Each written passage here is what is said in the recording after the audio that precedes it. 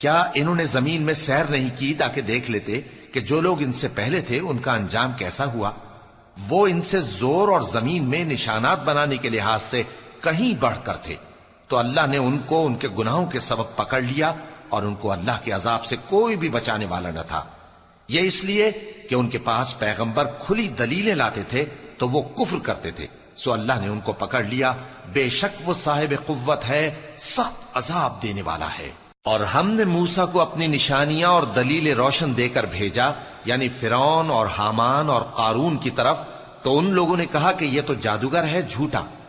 غرض جب وہ ان کے پاس ہماری طرف سے حق لے کر پہنچے تو وہ کہنے لگے کہ جو لوگ اس کے ساتھ اللہ پر ایمان لائے ہیں ان کے بیٹوں کو قتل کر دو اور بیٹیوں کو زندہ رہنے دو۔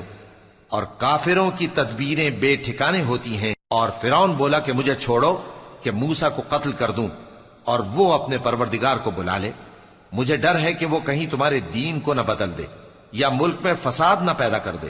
اور موسیٰ نے کہا کہ میں ہر متکبر سے جو حساب کے دن یعنی قیامت پر ایمان نہیں لاتا، اپنے اور تمہارے پروردگار کی پناہ لے چکا ہوں۔